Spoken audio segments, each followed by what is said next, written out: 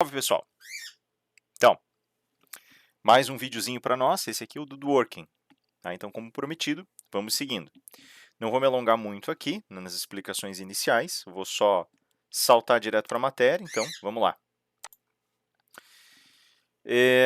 Primeira coisa que a gente tem que lembrar no trabalho do Dworkin é que ele foi um sucessor do Hart.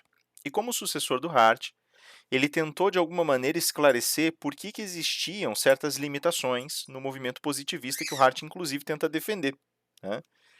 E ele qualifica o Hart junto com o Kelsen, ele vai colocar os dois juntamente, né, vai colocar os dois no mesmo enlace, naquilo que ele chama de um modelo de regras, né? Então, a visão que ele tem dos antecessores dele é que eles tentaram explicar o direito como se fosse um modelo de regras. O modelo de regras ele tem algumas dificuldades que são próprias dele e que o Hart tentou em alguma medida consertar, como o próprio Dworkin vai colocar no início do Levando os Direitos a Sério, né? Primeiro, quando o Kelsen faz a construção do modelo de regras, a gente sabe que esse modelo ele acaba ficando um pouco rígido demais. E no campo das suas limitações, ele restringe em muitas ocasiões a capacidade de interpretação do juiz apenas a limites, a lugares pertinentes àquilo que nós chamamos de lacunas e antinomias. Tá? O que são as lacunas? As lacunas são as situações em que você não tem uma regra para legislar sobre um assunto, né? As antinomias, por seu turno, são situações em que você tem mais de uma regra legislando sobre o mesmo assunto, mas essas regras levam a conclusões contraditórias. E aí você tem algumas soluções possíveis, né? Por exemplo, a hierarquia de regras, por exemplo, você pode falar ou você pode posicionar a sucessão das regras no tempo, né? Você pode separar competências espaciais ali, né? Para você poder ter um alívio, digamos assim, né? Dessa tensão entre as regras. Só que o Kelsen ele entendia que você não ia conseguir fazer interpretação se você não tivesse esses critérios, né? Porque você não consegue ter esse alinhamento, você, ao mesmo tempo, acaba estabelecendo uma dificuldade para o teu sistema, já que o julgador ele só conseguiria, na cabeça do Kelsen, criar coisas, estabelecer parâmetros, regras novas, né, na medida dessas dificuldades, dessas falhas muito evidentes do sistema. E na cabeça do Dworkin, o problema começa justamente quando o Hart aponta essa dificuldade que está aparecendo no Kelsen. O Hart tem uma compreensão mais clara e ele entende que, de fato, você sempre vai ter uma dificuldade de aplicação da regra, da norma, já que a norma ela não tem necessariamente uma objetividade muito grande por conta da sua natureza linguística, né? E aí, por conta disso, o Hart passa a entender, então, que existe um lugar que é chamado de lugar de textura aberta, né? E a textura aberta da linguagem ela é interiorizada no direito, fazendo com que nós sempre tenhamos que interpretar as regras que nós estamos, de alguma maneira, com as quais nós estamos, de alguma maneira, trabalhando. Mesmo que ela pareça, num primeiro momento, clara, ela, na realidade, depende de um conjunto de interpretações que vão dirigir os seus resultados. E isso vai ficar cada vez mais aparente quanto maior for a vaguidade da linguagem dentro do contexto específico de uma regra. Então, o Dworkin ele entende esse defeito. Só que a solução que o Hart apresenta, que é reconhecer a textura aberta do direito e trabalhar sobre essa textura aberta, para o Dworkin não é suficiente, porque ele também compreende que quando casos novos começam a aparecer, além de você ter essa textura aberta, você também tem a dificuldade de encontrar o lugar adequado para encaixar as demandas novas no direito. E aí ele vai dizer para a gente que essas demandas novas têm, em essência, uma natureza política, uma natureza social e argumentativa. E elas são trazidas para a presença do direito, e o julgador vai olhar para elas e vai tentar compreendê-las nas bases fundadoras do princípio de justiça que elas colocam. E aí ele vai trazer essas inovações para o direito, alegando a proteção de um princípio. Então, o Dworkin vai dizer assim, olha, não é tanto que eu esteja contra o modelo de regras, mas ele tem falhas, né? O Kelsen deixou o modelo muito rígido, e quando Hart tentou reparar o modelo, ele não percebeu que a reparação, o reparo que ele trazia, não era suficiente para que a gente conseguisse, de alguma maneira, disseminar, enraizar uma resposta dentro do contexto específico dentro do contexto específico da norma, dentro do contexto específico do sistema de direito, né? E aí, por conta disso, a gente acaba tendo, dentro desse contexto específico, uma nova resposta que o Dworkin traz, que já está fora do modelo de regras, já entra naquilo que a gente chamou de uma teoria liberal do direito, que é essa construção dos princípios, né? O Dworkin ele tem uma visão ainda mais ampla do significado das relações entre direito e linguagem, se a gente parar para lembrar bem. Na cabeça do Dworkin, o direito ele é todo construído a partir de bases proposicionais.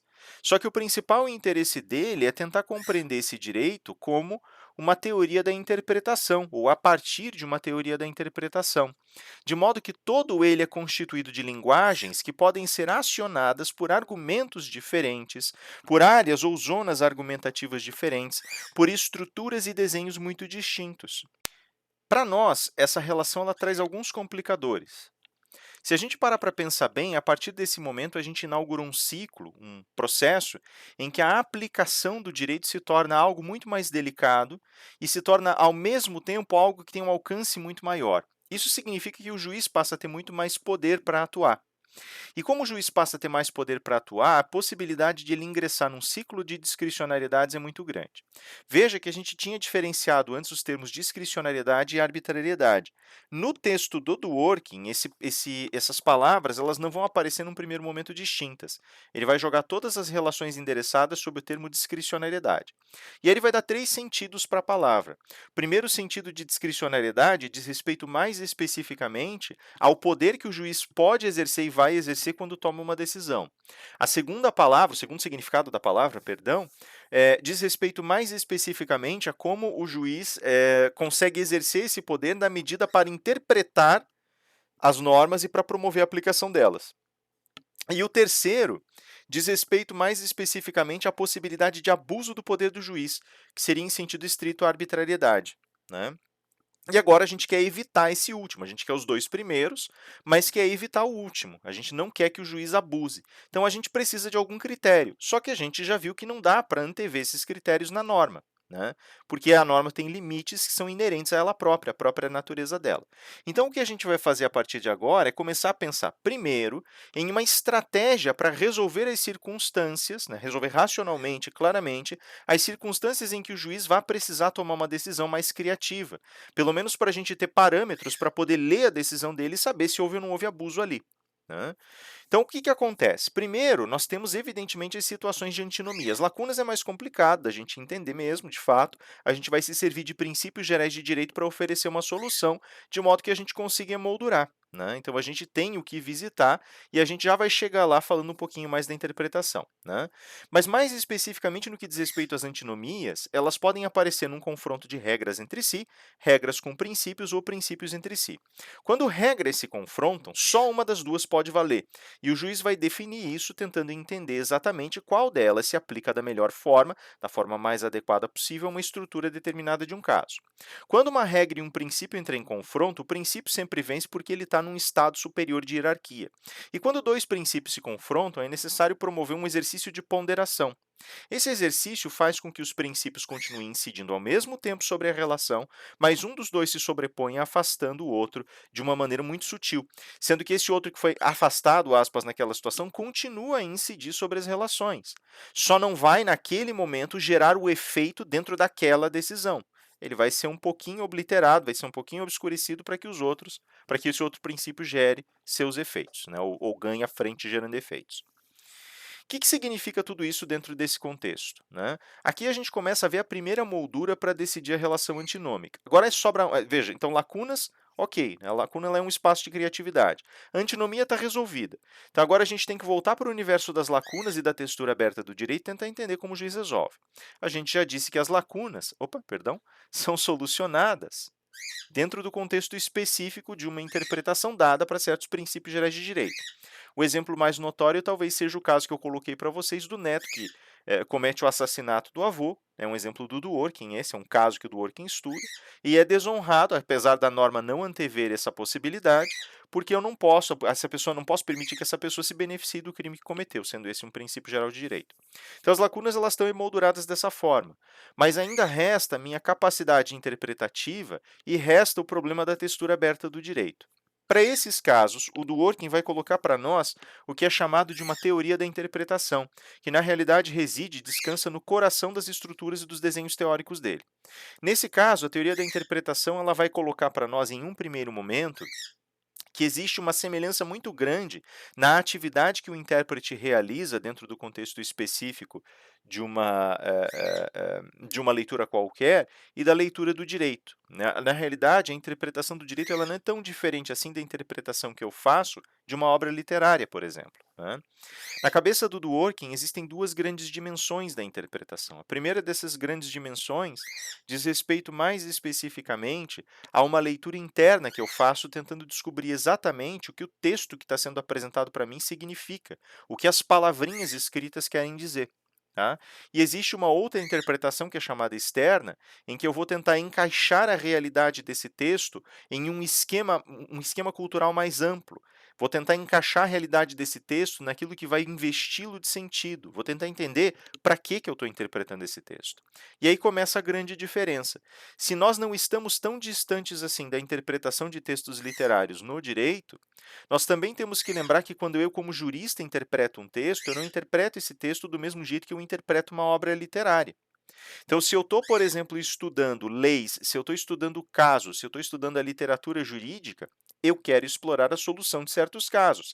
Se eu estou estudando literatura, eu quero explorar dentro do processo literário, talvez o meu gosto, a minha satisfação literária, talvez eu queira explorar um texto para tentar interpretar um personagem se for uma peça de teatro.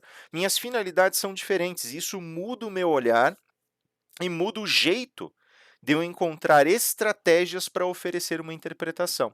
É claro, por exemplo, que no direito eu vou ser muito mais específico, né, do que eu seria, por exemplo, fazendo uma interpretação literária. Às vezes a literatura ela tem uma textura aberta proposital. Por exemplo, lá quando talvez o exemplo mais famoso da nossa literatura seja o Dom Casmurro, né? O que menos interessa no Dom Casmurro é a culpa da Capitu, não tem nada a ver isso, não é o eixo do livro. O eixo do livro é a neurose do Bentinho, né? É como ele, enquanto mente neurótica, trabalha as suas dúvidas, enquanto mente neurótica, consegue ou não consegue superar os seus próprios dilemas interiores e causa um estrago na vida dele por conta desses dilemas. Então, a dúvida ela não deve ser resolvida. Numa interpretação jurídica, nós não podemos contar com isso, né? As dúvidas geralmente têm que ser todas elas preenchidas, sejam dúvidas de fatos, sejam dúvidas a respeito da interpretação das normas, né? Veja, tudo isso leva a gente a dois grandes momentos da obra do Dworkin. O primeiro desses grandes momentos coloca que um tribunal, quando apresenta certas interpretações a respeito do direito, não pode, em hipótese alguma, resguardar-se de entender sua própria história no curso dessas interpretações. Um julgador, por exemplo, que está dentro desse tribunal, tem necessariamente que olhar por cima dos ombros e beber dessas fontes, porque o que ele está fazendo ao tomar a decisão dela, seja ela concordante ou não com as decisões anteriores do tribunal, nada mais é do que escrever um capítulo novo em uma grande história, uma grande narrativa, que é a narrativa das decisões desse tribunal. Isso Dworkin chama de tese do romance encadeado, né? E por fim, a gente vai ver também que essas interpretações, elas não caem no campo do certo ou do errado. Prestem bem atenção nisso aqui, tá? Elas são aceitáveis ou não aceitáveis. As interpretações não aceitáveis são aquelas que são desconexas, que fogem ao contexto da leitura proposta, que acrescentam elementos que não existem, que ignoram elementos que são significativos dentro do texto. Essas são inaceitáveis. As aceitáveis são aquelas que, no conjunto, conseguem promover uma realização de sentido perfeitamente válida. Não necessariamente nós teremos apenas um sentido para cada decisão. Então, é natural que nós tenhamos a discordância de juízes. O que não é natural é que nós queiramos forçar a uniformização desses pontos de vista, certo? Vejam ainda que, quando um juiz vai tomar sua decisão, ele não toma essa decisão às cegas. Uma outra medida, um outro dispositivo empregado de forma mais direta para evitar discricionariedades no seu sentido pernicioso, ou seja, arbitrariedades, vem mais especificamente da organização de teorias que embasam uma determinada decisão. Decisão sempre tem uma dimensão política na mentalidade do Dworkin, só que o juiz nunca toma uma decisão política, sempre buscando uma construção de uma teoria política para fundamentar a sua decisão. Ao lado disso, ele tem que construir uma teoria dos princípios que permita a ele promover a ponderação adequada dos princípios em choque, principalmente nos hard cases, né? E no final das contas, tudo isso envolve a possibilidade de criação de uma teoria determinada do direito, né? Hoje de manhã ainda dei um exemplo a respeito disso, comentando que se eu vou, por exemplo, tomar uma decisão a respeito de uma fusão de empresas, enquanto julgador, a minha decisão necessariamente vai ter que partir de uma teoria econômica do direito, ou de direito, ou de um braço do direito chamado direito econômico. Se eu não tiver compreensão disso, eu não consigo tomar a decisão. Então aí eu tenho uma nova teoria, um novo contexto teórico propriamente dito. Ok? Esses são os elementos essenciais que vocês precisam saber do Dworkin. Claro que a gente foi muito mais além, tem uma aula mais longa aí se quiserem ver. Revisitem os textos, os livros, os materiais de anotação, as aulas que nós trabalhamos, né? E vamos conversando, beleza? Na sequência, eu vou deixar para vocês o Alex, beleza? Um abraço, galera, Deus abençoe vocês e até mais.